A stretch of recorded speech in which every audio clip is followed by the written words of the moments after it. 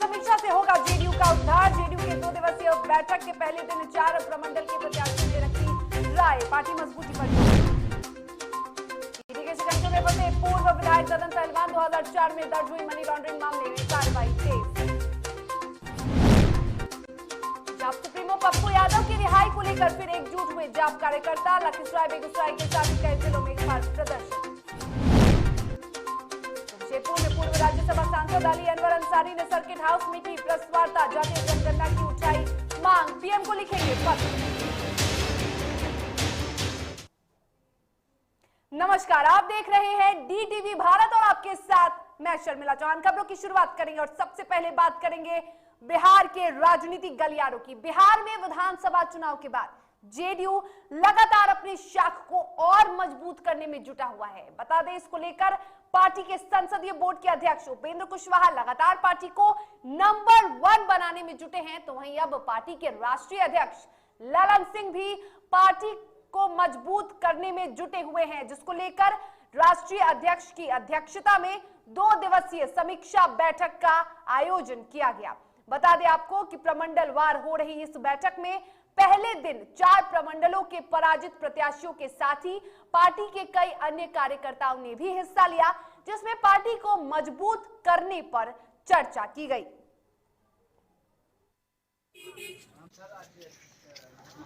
देखिए, कोई महत्वपूर्ण बैठक नहीं है। पार्टी के जो माननीय विधायक हैं और जो पार्टी के उम्मीदवार थे, वो सभी पार्टी के अंग हैं और पार्टी को जिला स्तर पर, गांव के स्तर पर कैसे मजबूत किया जाए, इसलिए सबों से फीडबैक हम ले रहे हैं और फीडबैक लेने के बाद हम लोग उस पर जो भी करना होगा उसकी कार्रवाई करेंगे। लेकिन आज हम सभी पार्टी के साथियों के साथ फीडबैक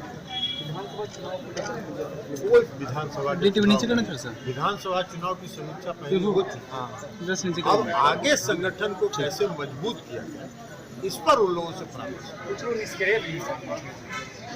ये हम आपको मालूम होगा। प्रवर्तन निदेशालय यानी ईडी ने बिहार के पूर्व मंत्री ददन सिंह पहलवान पर कार्रवाई करते हुए 68 लाख रुपए की संपत्ति को जब्त किया है। इसमें जमीन और वाहन भी शामिल हैं।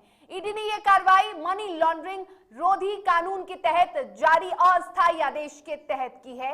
वहीं कार्रवाई के दौरान जब्त संपत्ति में 7 भूखंड और 7 लग्जरी वाहन को भी जब्त किया गया है। आपको बता दें कि ईडी द्वारा जारी इस बयान में कहा गया है कि ददन सिंह ने अपराधों से प्राप्त पैसों से विभिन्न अंचल संपत्तियां खरीदी और बैंकों में अपने परिजनों के नाम पर धनराशि जमा कराई। उन्होंने बताया था कि ये पैसा उन्होंने कारोबार और कंपनी से हुई कमाई से अर्जित किया था, जबकि उनके द्वारा कोई कारोबार या कंपनी चलाए जाने की कोई पुष्टि नहीं हुई। एक नेता और बिहार विधानसभा के पूर्व सदस्य हैं ददन सिंह पहलवान। उनका बिहार और उत्तर प्रदेश में 2004 के बाद से आपराधिक रिकॉर्ड रहा है। आपको बता दें कि ददन सिंह का उत्तर प्रदेश और बिहार में आपराधिक इतिहास भी रहा है।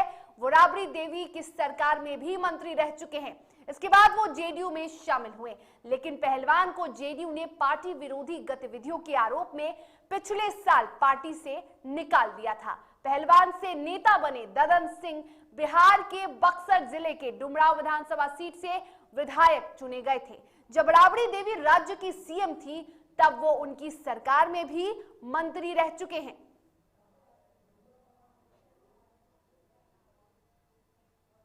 और अपने 2 दिवसीय दौरे पर बेगूसराय पहुंचे सांसद से केंद्रीय मंत्री गिरिराज सिंह ने एक बार फिर राहुल गांधी और ममता बनर्जी को निशाने पर लिया। गिरिराज सिंह ने कहा कि भारतवर्ष में अभी प्रधानमंत्री का पद रिक्त नहीं है। भारत की जनता ने प्रधानमंत्री नरेंद्र मोदी पर भरोसा किया है। विपक्ष को नरेंद्र मोदी के प्रतिकूल जिस चेहरे को आगे करके चुनाव लड़ना हो लड़े, चाहे वो राहुल गांधी हो चाहे ममता बनर्जी। गिरिराज सिंह ने कहा कि वर्तमान सरकार से पहले 10 साल यूपीए की सरकार रही, जो हमेशा विवादों में घिरी रही, लेकिन नरेंद्र मोदी की सरकार लोगों के उम्मीदों की सरकार है। भारत का आम जनमानस नरेंद्र मोदी पर विश्वास करता है और वर्तमान सरकार में ही विकास को देखता है।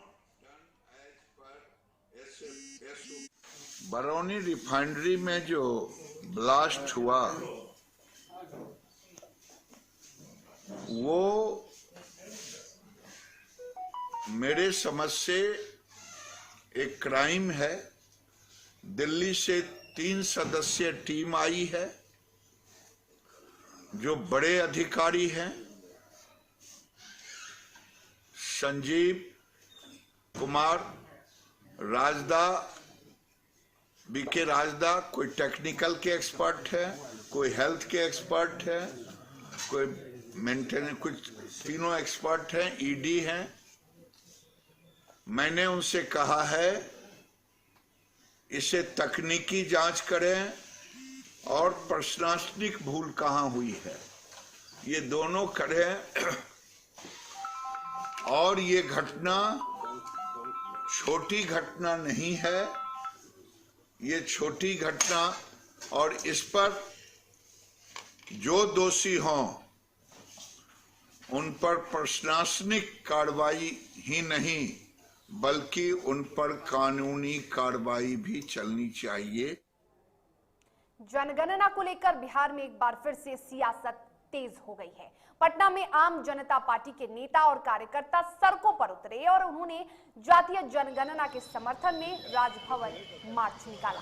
पटना की वीरचंद पटेल पद स्थित मिलर स्कूल ग्राउंड से राजभवन मार्च करते हुए आप कार्यकर्ताओं नेताओं ने प्रदर्शन किया।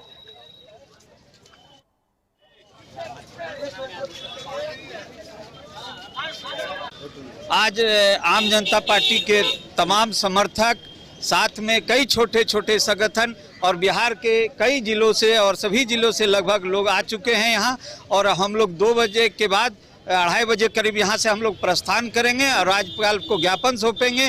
क्योंकि आम जनगणना जो है ये 10 वर्ष में एक बार होती है और ये जनगणना 1931 से 2021 तक जातीय आधार पर नहीं हुआ है, जबकि जातीय आधार पर जनगणना जो है, जातीय आधार पर जनगणना होने से सरकार के पास जो आंकड़ा खुल करके आता है उसे सभी समाज के लोग, चाहे वो सामान्य जाति के हों चाहे वो पिछड़े वर्ग से आते हों, क्योंकि अनुसूचित जाति और अनुसूचित जनजाति की जातियां पूछी जाती है और उसी जनगणना में उसका लिखा जाता है जाति, लेकिन पिछड़े वर्ग का क्यों नहीं, सामान्य वर्ग का क्यों नहीं? अगर उसका आंकड़ा खुल के सरकार के सामने आता है कि किसकी आर्थिक स्थिति कैसी है, कौन भूमिहीन है, किसके पास घर है, किसके पास मकान है, नहीं है, ये खुल के आता है, तो इसमें मैं समझता हूँ सरकार को परहेज नहीं करना चाहिए। पीएम मोदी के जन्मदिन पर बीजेपी के द्वारा लगाई गई पीएम के जीवनी पर आधारित प्रदर्शनी लोगों के लिए खास बनी हुई है। तो वहीं इस प्रदर्शनी को देखने के लिए नेताओं में भी खासा उत्साह देखने को मिल रहा है। वहीं प्रदेश कार्यालय में प्रधानमंत्री नरेंद्र मोदी की जीवनी पर आधारित प्रदर्शनी को देखने बीजेपी के राष्ट्रीय प्रवक्ता और बिहार सरकार के उद्योग मंत्री शाहनवाज हुसैन पहुंचे। इस दौरान पत्रकारों से बातचीत करते हुए शाहनवाज हुसैन ने कांग्रेस के पूर्व अध्यक्ष राहुल गांधी पर बंगाल की मुख्यमंत्री ममता बनर्जी के बहाने हमला बोला। इस दौरान शाहनवाज हुसैन ने राहुल गांधी को बेरोजगार भी बताया। राहुल जी, अखिलेश जी सब लोग डिमांड कर रहे थे। पहले तो कह रहे थे कि वैक्सीन नहीं लगवाएंगे, ये बीजेपी की वैक्सीन है, ये कह रहे थे, अखिलेश यादव ने कहा था। अब अगर वैक्सीन मोदी जी के जन्मदिन पर पब्लिक आई है, ज्यादा आई लेने, अभी हमें कोई वैक्सीनेशन सेंटर ऐसा नहीं है जहां पब्लिक आए और हम लोग मना करें। तो अब वैक्सीनेशन के दिन अगर मोदी जी के जन्मदिन पर जनता ने खुद आकर वैक्सीन लगाया, इससे विपक्ष को दर्द क्यों हो रहा है? प्रधानमंत्री नरेंद्र मोदी के 71 साल पूरे होने के उपलक्ष्य में 71 दिए जलाकर चकिया अस्पताल में गर्भवती महिलाओं के बीच पीपरा विधायक श्याम बाबू यादव ने फल और मिठाइयों का वितरण किया। साथ ही प्रधानमंत्री के दीर्घायु एवं मंगल कामना की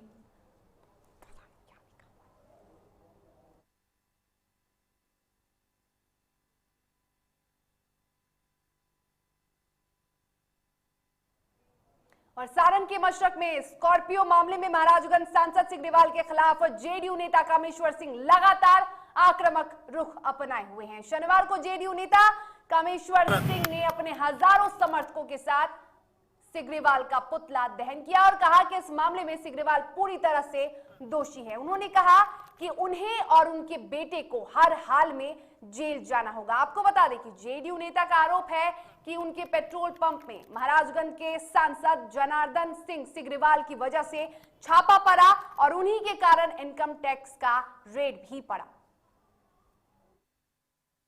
पहले भी इनके कर्म को हम लोगों ने परखने किया, हम इन्हें जानने काम नहीं किया कि ऐसे के हाथों हमने अपने नेतृत्व को सौंप दिया जो महाराजगंज की जनता ने पूरे आज देश में महाराजगंज का नाम हो रहा है। आगे इतना ही कहूंगा कि आप लोग ऐसे एमपी को महाराजगंज के किसी भी धरती पर खड़ा होने के लिए जगह नहीं दीजिए। लखीसराय में अलग अलग मुद्दों को लेकर जाप कार्यकर्ताओं ने प्रधानमंत्री नरेंद्र मोदी का पुतला फूका। इस मौके पर प्रदेश सचिव रंजय सिंह ने केंद्र सरकार और बिहार सरकार पर जमकर हमला बोला और आरोप लगाया कि जिस दल के सांसद पर एम्बुलेंस पर शराब की तस्करी का आरोप लगता हो, उस सांसद को जल्द से जल्द बर्खास्त किया जाए। वहीं बेगूसराय में जन अधिकार पार्टी के राष्ट्रीय अध्यक्ष पप्पू यादव की रिहाई की मांग को लेकर जाप के कार्यकर्ताओं ने सड़कों पर नारेबाजी कर प्रधानमंत्री के साथ मुख्यमंत्री नीतीश कुमार का भी पुतला दहन किया। प्रधानमंत्री जो है नरेंद्र मोदी जी और उनके जो है माननीय सांसद राजीव प्रताप रूढ़ी जी, वो अपने घर में एम्बुलेंस छुपा के रखे हुए थे और जब हमारे राष्ट्रीय अध्यक्ष आदरणीय राजेश रंजन उर्फ पप्पू यादव जी उनको उजागर किए तो सरकार अपना ईगो बना ली कि हमारा सांसद को बदनाम करता है और जेल भेजने का काम किए। और अभी हाल फिलहाल सारण जिला के भगवान बाजार में राजीव प्रताप रूढ़ी के निधि से, सांसद निधि से जो एम्बुलेंस खरीदा गया था उसमें शराब का कारोबार। बाहरी सरकार है, इसको जगाने के लिए हम लोग जो है चरणबद्ध आंदोलन करते रहते हैं। इसी बीच में देखते हैं इनका जो ढिंढोरा है जो शराबबंदी है, शराबबंदी तो है नहीं, जहाँ तक जो है यहाँ है चोर मचावे शोर, जिसके खिलाफ जो है हमारे राष्ट्रीय अध्यक्ष महोदय ने पर्दाफाश किया था आज से 4 महीना पहले, जिनके घर पर सभी एम्बुलेंस लगा हुआ था। तो इस सच्चाई का पर्दाफाश करने के एवज में उनको जेल मिल गया है और जो है सो जो चोर है वो शोर मचाए हुए जो है सो ढिंढोरा पीट रहा और देश में शान से घूम रहा है। सरकार इसके ऊपर कोई कार्रवाई नहीं कर रहा है। इसी बीच फिर जो है देखिए उसी एम्बुलेंस में शराब जो है सो लदा हुआ पकड़ाया है। इसी के खिलाफ जो है हम लोग अभी भी उस अंधे बहरे सरकार को कान को खोलना। और वक्त हो चला है छोटे से ब्रेक का। खबरों के साथ जल्द हाजिर होंगे।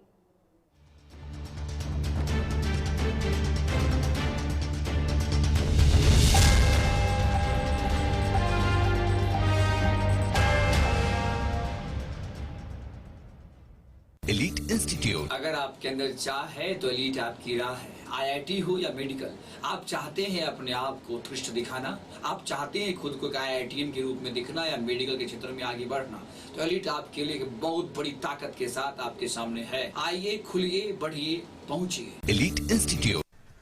दादी, इतने सारे पापड़ बन गए, क्या करें?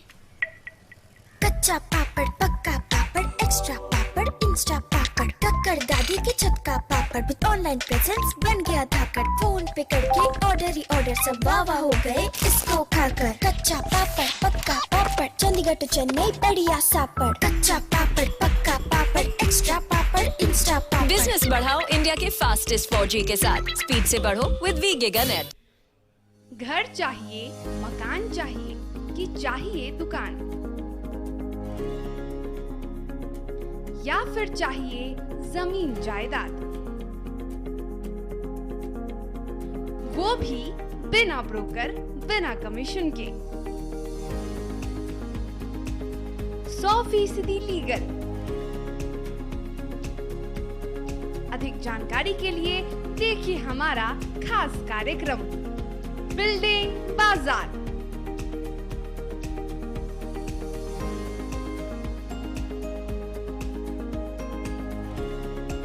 Finance expert engineer Madan Gupta के साथ सिर्फ DTV भारत पर, शनिवार और रविवार रात 8:30 बजे।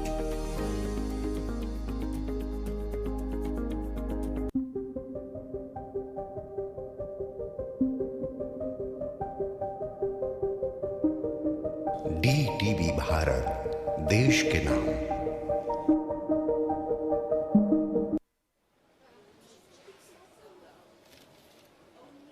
और ये रहा आपका बर्थडे गिफ्ट। पापा, बेटा ये कैसा है? ये दुनिया क्यों न समझे, मेरी दुनिया बदल गई।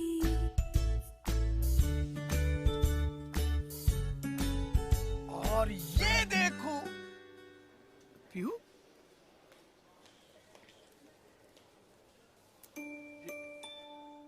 पीहू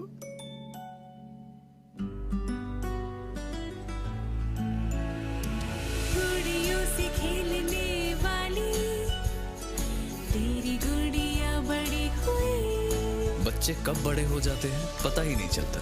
थोड़ा बड़प्पन दिखाइए। रहो सेफ सैनिटरी पैड से खुद को स्वस्थ और सुरक्षित रखने में इनका साथ निभाइए। सर छुट्टी चाहिए थी। क्यों? गांव के सारे घर कच्चे थे, बाढ़ में ढह गए। मेरा भी। Good morning sir. देखिए, बुनियाद भी पक्की, आपका नया घर भी पक्का, सालों साल चलेगा सर। ठीक है, ले लो छुट्टी।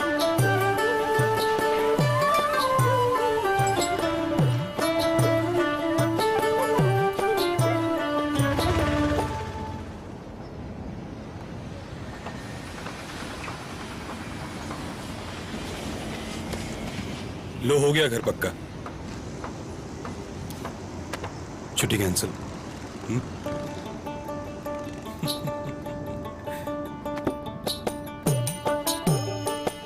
सच्ची खुशी वही होती है जिसकी बुनियाद दूसरों की खुशी में हो।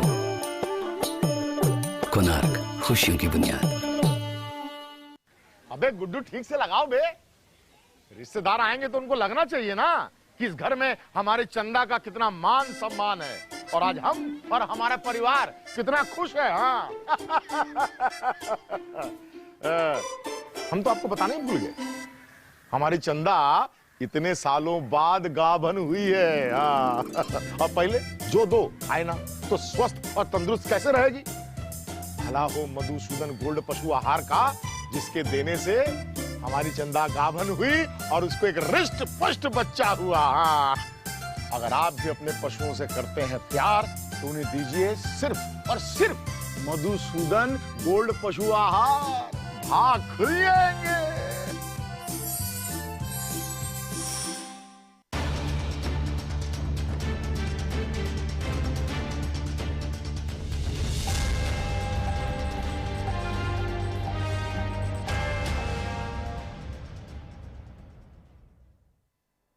ब्रेक के बाद एक बार फिर से आप सभी का स्वागत है। खबरों में आगे बढ़ेंगे। खबर पटना से है, जहां अपनी मांगों को लेकर नीट के परीक्षार्थी पटना की सड़कों पर उतरे।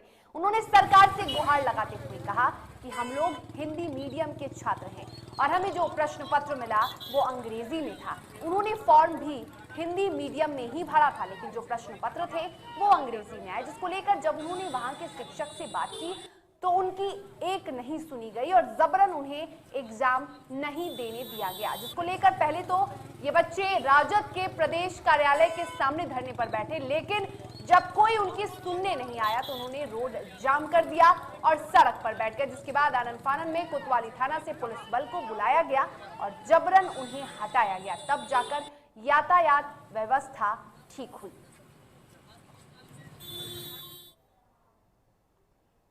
और मुजफ्फरपुर जिले के अहियापुर थाना क्षेत्र के झपहा फ्लाईओवर के ऊपर एक राहगीर से अपराधी हथियार के बल पर लूटपाट की घटना को अंजाम दे रहे थे। तभी अहियापुर थाना की गश्ती गाड़ी मौके पर पहुंच गई। पुलिस को देख दोनों अपराधी फ्लाईओवर से नीचे छलांग लगा दी, जिससे दोनों बुरी तरह से घायल हो गए हैं। पुलिस ने दोनों अपराधियों को गिरफ्तार कर लिया है। अपराधियों के पास से एक लोडेड पिस्टल बरामद किया गया है। दोनों को हिरासत में लेकर इलाज के लिए अस्पताल में भर्ती कराया गया है। आज झपहा पुल के पास एक सवारी जा रहे थे, उनके साथ दो अपराधकर्मी मोटरसाइकिल से आकर करके उनसे साथ छीन झपट करने लगे। अब पिस्टल के बल पे उसी समय गश्ती करते हुए सदर बी के इंस्पेक्टर आ रहे थे, उन्होंने देखा और बहादुरी का परिचय देते हुए उतर करके इन लोगों को खदेड़ना शुरू किया और इसी बीच कर्फ्यू लोग भी इकट्ठा हो गए। दोनों अपराधकर्मी पुल से नीचे कूद गए और जिनको नीचे जाकर के पकड़ा गया उनके पास से अवैध पिस्टल, मोबाइल, मोटरसाइकिल आदि बरामद किए गए हैं। इन लोगों का आपराधिक इतिहास भी रहा है, इसकी जाँच की जाए। पहचान हो गई है? जी, पहचान। वैशाली में नाबालिग हत्याकांड मामले में तिरहुत आईजी गणेश कुमार और वैशाली एसपी मनीष मेहनार पहुंचे, जहां उन्होंने घटनास्थल का मुआयना कर परिजनों से मुलाकात की। वैशाली एसपी मनीष ने बताया कि पूछताछ के लिए 5 लोगों को शक के आधार पर हिरासत में लिया गया है। साथ ही उन्होंने ये भी कहा कि हत्यारों को जल्द ही गिरफ्तार किया जाएगा। वहीं दूसरी ओर घटना से नाराज लोगों ने हत्यारों को जल्द गिरफ्तार करने की मांग को लेकर जंदाहा बाजार जाम कर दिया है।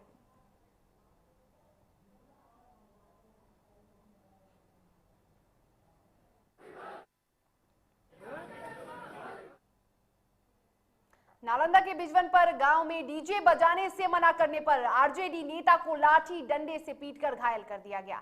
हमले में एक की हालत नाजुक भी बताई जा रही है, जिसे बेहतर इलाज के लिए पटना के अस्पताल में रेफर किया गया है। वहीं इस घटना के संबंध में आरजेडी नेता देवीलाल यादव ने कहा कि वो इस बार सकरौल पंचायत के मुखिया के पद पर चुनाव लड़ने वाले हैं और उनका चुनाव लड़ने की बात को सुनकर उनके विरोधियों में हड़कंप है, जिसको लेकर आरजेडी नेता ने बताया कि उनके ऊपर मुखिया का चुनाव नहीं लड़ने को लेकर दबाव भी दिया जा रहा है और इसी बात को लेकर विश्वकर्मा पूजा के दिन उनके साथ मारपीट की घटना को अंजाम दिया गया। चापलूस कर रहा है इन लोग, जो है ना विश्वकर्मा पूजा करता है, बच्चा लोग में झगड़ा किया, ये गए अथी मना करने के लिए। हम लोग होटल चलाते हैं, होटल पर थे और जब इन लोग पापा को जब हम सुने कि इनको मार करके गिरा दिया और मार के गिरेला के बाद हमारा एक बहन है, वो इसकी वजह बड़का होकर मार के जान मार के फेंक दिल को। कितना लोग को मारा है? 3 लोग को मारा है। ये बताइए, कुछ पंचायत चुनाव से जुड़ा मामला है क्या? पंचायत चुनाव हम लोग तरफ नहीं, नगर निगम है। कहीं आप चुनाव लड़ने वाले हैं क्या? कहीं? हाँ, सकरौल में चुनाव लड़ने वाले हैं, उससे भी कुछ ये मामला माने इस तरह का हो सकता है।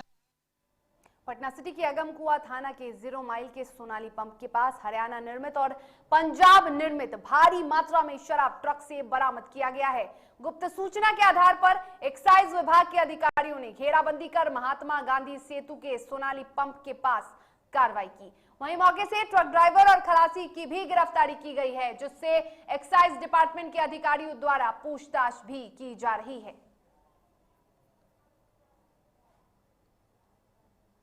बरामद हुई, कहाँ से ये माल पकड़ा गया है और गिरफ्तारी की हुई है? पटना उत्पाद विभाग को कल गुप्त सूचना मिली कि हरियाणा से एक ट्रक में फॉरेन लिकर सप्लाई किया जा रहा है।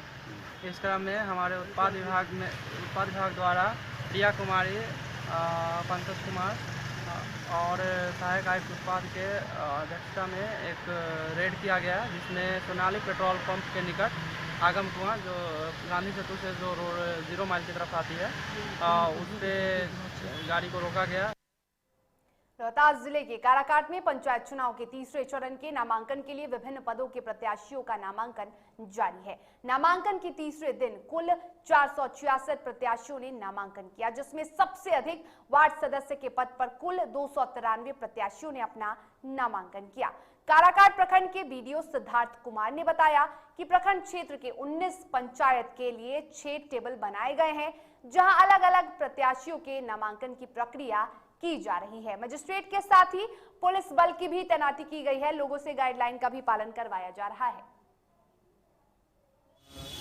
16 से स्टार्ट है, 15 को प्रपत्र 5 में प्रदर्शन होती है। नाम नोटिफिकेशन के होने के उपरांत कल से मेरे यहाँ नामांकन चल रहा है। व्यवस्था देख रहे हैं, ये मनरेगा भवन में 3 टेबल लगा हुआ, वहीं सामुदायिक भवन में 2 यारों के माध्यम से और एक हमारा दुग्ध उत्पादन समिति में एक लगभग 6 स्थानों पे मेरे यहाँ 19 पंचायत के में नामांकन चल रहा है।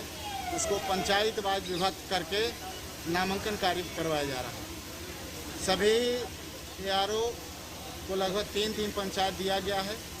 एक यारो हमारे जो बीपीआरओ हैं उन्हें 4 पंचायत दिया गया और बहुत स्मूथ ढंग से। और सुपौल में तीसरे चरण के मतदान को लेकर छातापुर प्रखंड नामांकन प्रक्रिया का जायजा लेने त्रिवेणीगंज एसडीएम प्रमोद कुमार पहुंचे। जायजा लेने के बाद एसडीएम प्रमोद कुमार ने भी ये कहा कि वहां पर सारी सुरक्षा के पुख्ता इंतजाम किए गए हैं और विधि व्यवस्था भी बेहद अच्छी है।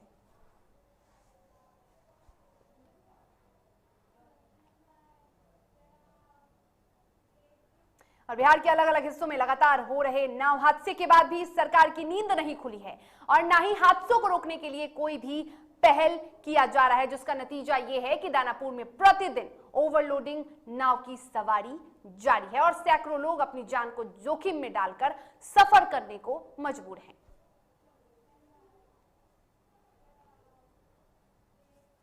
चलिए अब नजर डालते हैं झारखंड की खबरों पर। पूर्व राज्यसभा सांसद और ऑल इंडिया पसमानदा मुस्लिम महाज के अध्यक्ष अली अनवर अंसारी ने जमशेदपुर के सर्किट हाउस में मीडिया से बातचीत करते हुए कहा कि देश में जातीय जनगणना और सामुदायिक जनगणना होनी चाहिए। उन्होंने ये भी कहा कि सभी समुदायों का जनगणना अनिवार्य है। आजादी से पहले किए गए जनगणना के आधार पर ही अब तक जातीय समीकरण राजनीति में हावी है। उन्होंने यहां तक कहा कि देश के पीएम और मुख्यमंत्री भी जातीय समीकरण के आधार पर तय किए जा रहे हैं। वहीं उन्होंने जनगणना को लेकर प्रधानमंत्री को पत्र लिखने की भी बात कही है। साथ ही सभी सरकारों से इस दिशा में पहल करने की मांग की है।